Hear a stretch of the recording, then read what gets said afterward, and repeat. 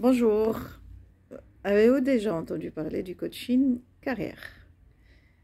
Euh, le coaching carrière touche aussi bien les étudiants que les lauréats, que les personnes qui sont en activité et qui veulent changer leur carrière. Pour aujourd'hui, je vais me limiter seulement à l'aspect coaching carrière pendant la recherche de stage. Et là, je vais donner quelques conseils pratiques concernant la préparation du CV et la préparation de la lettre de motivation pour un étudiant qui veut chercher son premier stage.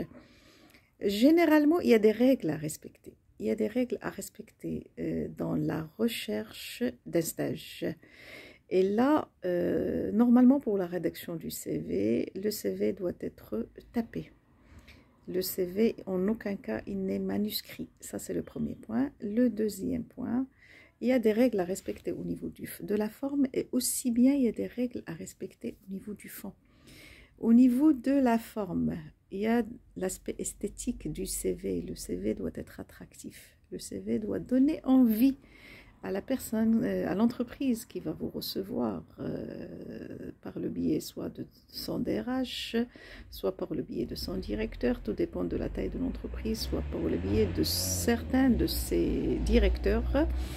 Ils doivent être attirés par votre CV. Et pour qu'ils soient attirés, la police de caractère que vous devez choisir pour rédiger votre CV doit être claire, lisible. Il faut pas adopter ou choisir un corps qui est petit. Le corps doit être clair aussi, le corps de la police. Autre chose, au niveau de la forme, il faut que ça soit aéré. Il faut qu'on trouve qu'il y a des espaces au niveau de l'interlignage. Il faut respecter la ponctuation. Il ne faut pas qu'on trouve des erreurs d'orthographe. Et il ne faut pas trop rédiger. Là, c'est-à-dire là, on fait la transition par rapport au fond, aux conditions de fond de la rédaction lors de la rédaction d'un CV. Pour les conditions du fond, pardon, le style doit être simple, précis et concis. Premier point. Deuxième point, donc qui dit simple, précis et concis, il ne faut pas rédiger, il ne faut pas disserter. On n'est pas ici en train de rédiger une lettre de motivation ou de rédiger un rapport ou de rédiger un compte-rendu. Il faut, au niveau de certaines rubriques, on va trouver l'identité, c'est là où on donne notre nom, prénom, date de naissance ou éventuellement notre âge, notre adresse, nos coordonnées, notre adresse, notre GSM éventuellement.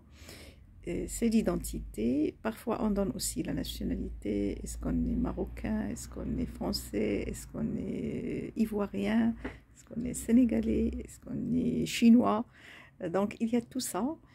Et il y a la deuxième rubrique, c'est la rubrique expérience professionnelle. Et là, il faut absolument respecter un ordre antichronologique ou ce qu'on appelle rétrochronologique. Je commence par la fin, la dernière expérience et je termine par c'est-à-dire la plus ancienne. Mais avant ça, il faut mettre des rubriques, la rubrique liée à la formation, à votre parcours éducatif ou votre parcours scolaire.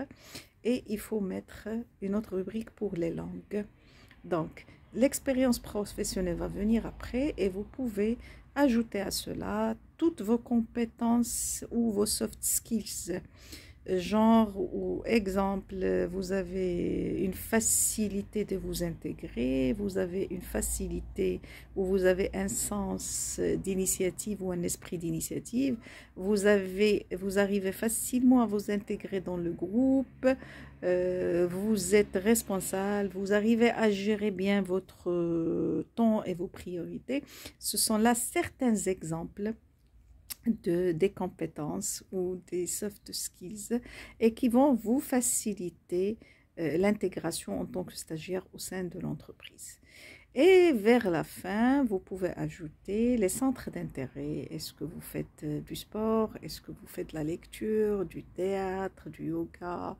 c'est-à-dire des techniques de relaxation, du dessin, de la peinture, tout ce qui est en relation avec l'art, tout ce qui est en relation avec le sport, tout ce qui est en relation avec les activités culturelles. Donc, faites très attention à ce genre de trucs parce que c'est à partir de là que on va vous permettre d'avoir un rendez-vous ou un premier contact avec l'entreprise. Maintenant, par rapport à la lettre de motivation. Généralement, dans la lettre de motivation, le style aussi doit être clair, doit être précis, doit être concis. On va trouver qu'il y a de la dissertation, mais là, on doit préciser, elle vient compléter le CV. Elle accompagne le CV. Et là, on va trouver dans cette lettre de motivation l'objet de mon stage, la typologie du stage. Est-ce que je vais faire un stage d'observation? Est-ce que je vais faire un stage analytique? Est-ce que je vais faire un stage de fin d'année qui va donner lieu à la rédaction d'un PFE? Je dois préciser aussi l'activité ou le département où je veux être intégré, où je souhaiterais passer mon stage. Et là, ça peut être au niveau du département ressources humaines, ça peut être au niveau du département marketing, du département achat, approvisionnement, éventuellement département financier, ou lorsqu'il s'agit d'un stage d'observation, je vais devoir faire le tour de toute l'entreprise.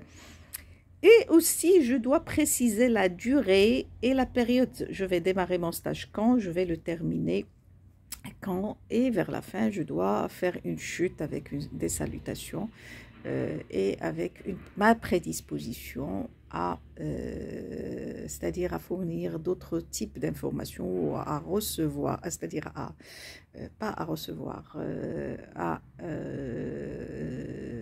ma disponibilité à être reçue par l'entreprise pour un éventuel entretien.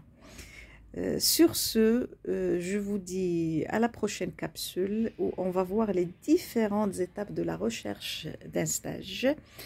Et je vous dis, n'hésitez pas à vous abonner à ma chaîne YouTube, Bouchra Mofti Z, et éventuellement à consulter mon site web www.commentcoachformation.com où vous allez trouver certaines formations en relation avec le coaching carrière. Si vous avez des questions à poser, je suis joignable sur le 06 65 11 39 38, 06 64 25 77 30. Je suis aussi joignable sur les réseaux sociaux, LinkedIn, Instagram, Facebook. Vous avez mes pages comme Coach. Et bonne rupture de jeûne et à très bientôt.